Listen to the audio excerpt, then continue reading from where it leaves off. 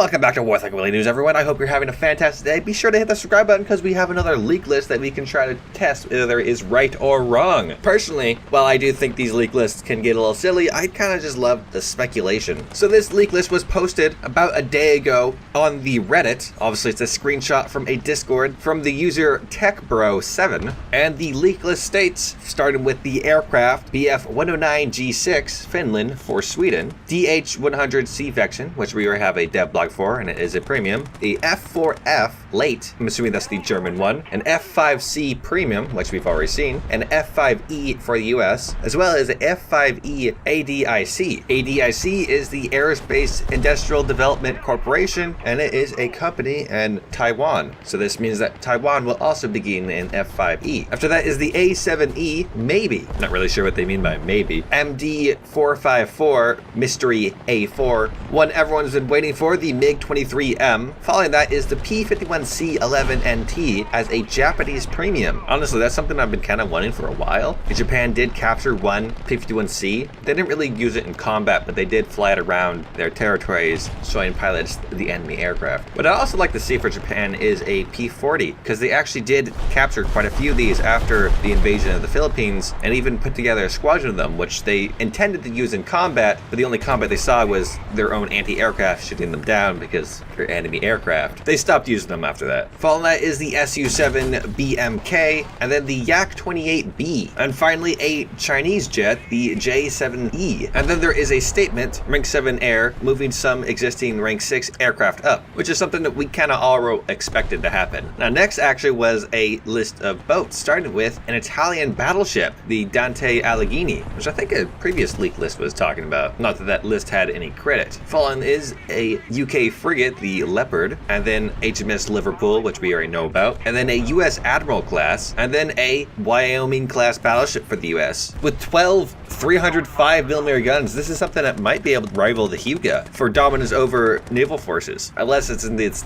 gunnery training setup, which would be comically disappointing. Following that is kind of odd. It has the Vorshilov, which we already know about. In fact, it's not even coming in the next patch, it's already here, technically. I have it as a test drive. And following that is a Russian destroyer, the Project 30 Bis, and I'm not going to say the full name because Russian words are really weird. The final vessel is for Germany, the VS-8 Hydrofoil Premium, which is the one with mines on the back, which we haven't seen in quite some time. The third section of this leak list is for tanks, the PGZ-04A and the PGZ-09. The 40A is armed with two 25mm autocannons as well as four QW2 missiles. The missiles are infrared guided, and of course the guns have radar assistance. Probably could expect it to be like 8.7 or somewhere around that battle rating. I've heard the missiles aren't exactly the greatest in the world. Now the one that is next on that list, the 09, entered service in 2009 and is armed with two 35mm autocannons and has two fire and forget infrared homing missiles. However, Wikipedia is not telling me what the type of missiles are, although Wikipedia does tell me that the radar has friend or foe identification capabilities up to 20 kilometers. If that's the case in game, then this thing will definitely be deadly for helicopters, as that outranges even the Ka-50. Right after that is the WMA-301, which is like the PTL-02 but bigger and better, having a 105mm cannon that is capable with standard NATO ammunitions and can also fire ATGMs. The vehicle is intended for export to various countries, including ones in North Africa, so you better watch out because this thing might just be full of a bunch of chads. Like many other export vehicles, this one is a premium. The following two are the same for both France and Sweden, is the Crotal NG, which Wikipedia tells me stands for New Generation, though has entered service into the 90s, so it's kind of a millennial. Wikipedia also claims that it has a top speed of Mach 3.5 with a load factor of 35 Gs. It has a range of 11 kilometers and a 13 kilogram warhead, which gives it a 8-meter kill zone with a ceiling of 6,000 meters. From what I'm reading though, it also sounds like it's radar guided, which is kind of interesting to have land-based radar guided anti-air missiles. I'm not sure if helicopters have a way to deflect radar guided ones. I know they have flares, but do they have chaff or anything like chaff? After those SAMs is the Martyr 1A1, which I know you guys know more about than I do, and then a premium TAM 2IP, which honestly isn't too unexpected to see a TAM, not probably going to be German. That'd be kind of funny if they put in the US tree or something silly like that. For Japan is a M47 Patton, which they never actually used in service, but they did test, which matches up with some other premiums that they have, the Tiger, which they only tested. In fact, they never even actually got to Japan. At least the M47 they did get to Japan. I'm not too upset about this one, and perhaps having some identifiable US vehicles in the Japanese tree would give some people the confidence to actually grind out the tree, knowing that there are vehicles that they are confident in, opposed to the ones that have a unfortunately bad reputation, an undeserved bad reputation. The next vehicle is the Concept 3 NGAC, which is unfortunately kind of hard to find information on. Well, I didn't look too much. But what's interesting is when Googling that, the only result I find is a post on the Rumor Roundup thread that when I click on it, is not there. So perhaps it's been deleted. But apparently it's a prototype Roycat with a 17-pounder. And then finally, the Italians can rejoice because the Dardo VCC is apparently coming, although there's still quite a few issues that Italy has. The last section is for maps. We have a Red Desert tank map and a Drowned City ship map. So that is the entire list, and the question is it real? The normal way I tell if a leak list is real or not is wait for a devlog. And so that's what I did, and what we got was a devlog for the PGZ04A, which came out today. That gave me the confidence to say this might have some truth to it and make this video. However, there has been in the past leak lists that got one vehicle right and the rest wrong, so I wasn't 100% confident until the trailer teaser dropped, Red Skies. When you first start it up, you see some jets flying across the sky that look kind of identifiable. Also, haha, they're making a Roman 7 formation. The next scene does not show any new identifiable vehicles, just a Leopard and a T-80.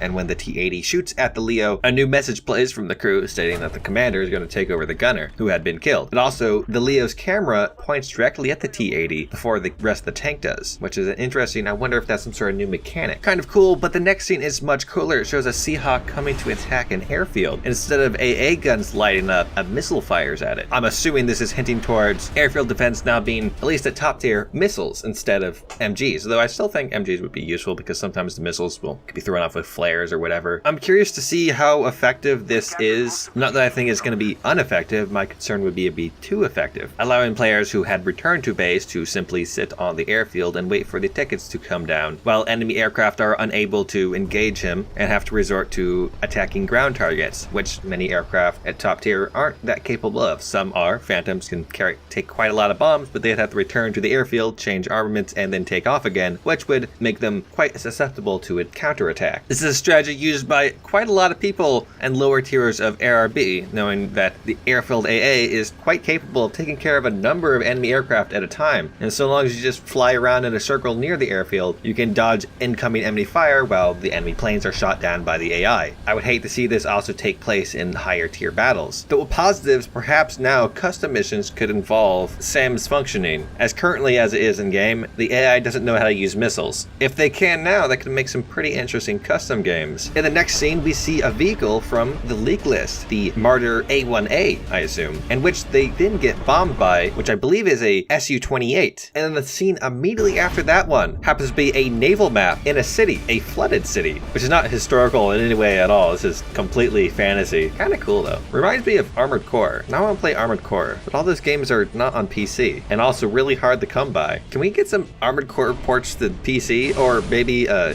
at least like a spiritual successor? Dark Souls is dumb and boring and an ego fest. From Software, stop making Dark Souls. Return to based armored mechs. But anyways, in this last scene, we see the VS-8 hydrofoil drop some naval mines. Actually, I just got a better idea. Why doesn't Gaijin just make War Thunder, but with giant anime mechs? I'd play that game. Drop War Thunder entirely to cover news on that. Get like laser guns and all kinds of cool stuff. Now I'm getting off topic. So from what we can tell from this trailer, that perhaps not all the leak list is right. We don't know until we do know, but it seems like a good number of the leak list is correct. So I'm gonna say it's probably true. Honestly though, this video, this leak list too, doesn't even matter. We're likely to get a dev stream tomorrow or maybe over the weekend, which are commonly followed by an open dev server. Those things typically come out quite quickly after the teaser had been revealed, which was today, and they do like to do big things on Friday, so perhaps you should be anticipating that. Personally, I'm kind of a little disappointed we didn't see a French Navy, or at least the beginning of it, maybe a premium or something, because France had some pretty cool boats. Also, no Chinese helicopters still, or Swedish helicopters even. And that's just about everything I have for this video, so if you've liked it, be sure to hit the like button. If you have any comments or questions or below, be sure to hit me up down below.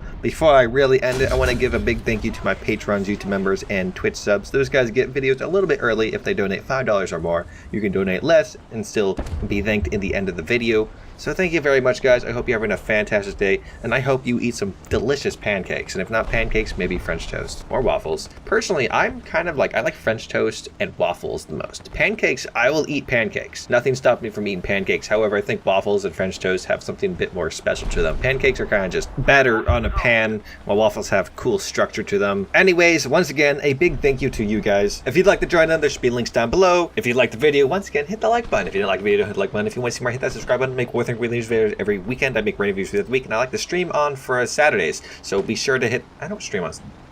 I don't know when I stream. Anyways, I've messed up this outro too many times. So anyways, I hope you have a fantastic day. In the terms of bonus news, I was going to do it about me and Shay saying okay to each other over 30 times in my Toady 2 video, but I actually decided to advertise Forgotten Weapons' new book that they have a Kickstarter running for, Pistols of the Warlords, covering various domestically made Chinese pistols during the Warlord period from 1911 to 1949. The Warlord period in China is actually like a really cool subject that there's not a whole lot of information about, at least not that I've been exposed to. From my understanding, it's basically like Wild West in China, I guess you could say Wild East, where there was no like single strong ruling government, and it was just controlled by various warlords. There was even like bandits that lived in the hills and whatnot. And then it all kind of came to a sudden end when the Japanese invaded. Maybe not a sudden end, because the Japanese first invaded Manchuria, and then in the 30s moved in, and then World War II happened. And then the Chinese Civil War was really what kind of ended the idea of a warlord having the Red Chinese conquer all of China,